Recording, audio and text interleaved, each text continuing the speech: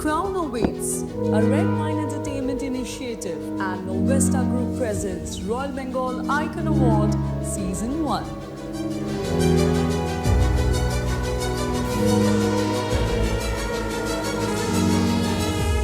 Ladies and gentlemen, our next honoree is a man who called himself a common man. Yet more than 50,000 followers on Facebook look up to him as a voice of truth and courage. Whenever he stands for justice, the opposing side begins to tremble because they know he fights fearlessly for the oppressed. He continues the legal battle for the Kandhanese victims' family without taking a single fee, and he has also provided free legal support to acid attack survivors, considering it as a social duty. He has been honored as the best legal aid advocate of West Bengal by the State Legal Services Authority, and later as the best legal aid advocate of Eastern India by the National Legal Services Authority. For 25 years, he has been educating the public through a legal awareness program on Doordarshan Bangla. Along with the most celebrated lawyer, he is also a passionate novelist. Ladies and gentlemen, without any further delay, let's welcome the renowned senior advocate with rounds of applause, Shri Jayanta Narayan Chatterjee.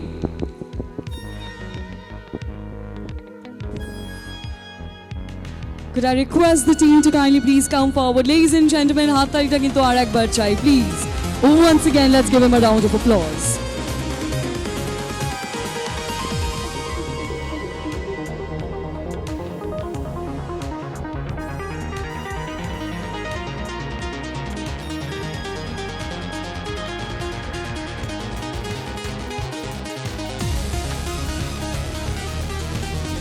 Come on everybody, a round of applause please. Ladies and gentlemen, আমরা সবাই এখানে এসেছি, একটু হাততালি করলে খুব ভালো হয়।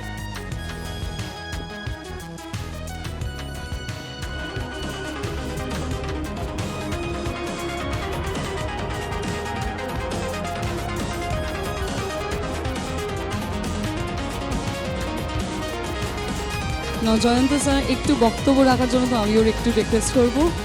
We'll be handing over the mic to you.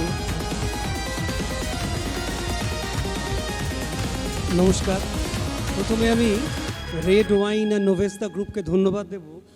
তারা আমাকে এই পুরস্কারটার জন্য মনোনীত করেছেন। দেখুন, আজকে আমার খুব লজ্জা লাগছে, সামনে যারা বসে আছেন তাদের সামনে আমাকে পুরস্কার নিতে ডাকা। আমি খুবই সাধারণ লোক, খুব সাধারণ মানুষ। আমার মধ্যে আমার ধারণা অসাধারণত্ব কিচ্ছু নেই, কিন্তু যারা সামনে বসে আছেন আমার ধারণা তারা আমার চেয়ে অনেক জ্ঞানী গুণী। কিন্তু আমাকে এই পুরস্কার দেওয়ার মানে হলো আমার দায়িত্ব বোধহয় আরও বেড়ে গেল, আমার দায়িত্ব সাধারণ মানুষের প্রতি বেড়ে গেল, এবং আমি সত্যি সত্যিই নিজেকে একজন কমন ম্যান বলেই মনে করি। আর একজন কমন ম্যান যখন পুরস্কার পান, এত এত জ্ঞানীগুণীর মাঝখানে, এত এত জ্ঞানীগুণীর সামনে, এখানে দিদি আমাকে খুব ভালোবাসেন, তিনি আমাকে পুরস্কার দিলেন, আমি সত্যি গর্বিত। লীনাদি রয়েছেন, সুজয়দা, আমি কার নাম বলবো আর কার নাম বাদ দেব? এদের মাঝখানে আমাকে মনোনীত করা, এই ঈশ্বর, যদি আপনি ঈশ্বর বিশ্বাস করেন, ঈশ্বরের পরম আশীর্বাদ। সে যাই হোক, সে এক ধরনের কথা। আর এক ধরনের কথা হলো, আমি নিজে ব্যক্তিগতভাবে বিশ্বাস করেছি জীবনে শৃঙ্খলা, নিষ্ঠা, সততা এগুলি খুব প্রয়োজন। ডিটারমিনেশন, ডেডিকেশন, ডিসিপ্লিন, এই তিনটে ডি না থাকলে কেউ কোনো ফিল্ডে সফল হতে পারেন না। আর আজকে তো এখানে শুধু সফল মানুষদেরই ভিড়। তো সফল মানুষরা তারা সফল হয়েছেন তাদের ক্ষেত্রে এই তিনটে ডির জন্যই। আমাদের দায়িত্ব অনেক বেড়ে গেল।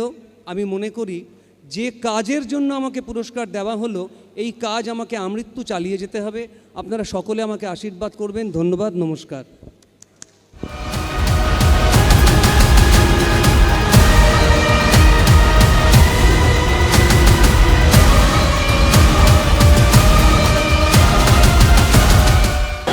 অশেষ ধন্যবাদ। আসলে সুন্দর পরিবেশ, সুন্দর উদ্যোক্তা, সুন্দর সুন্দর মানুষ, তাদের মাঝখানে এত সুন্দর একটা উপহার, অবশ্যই ভালো আছি।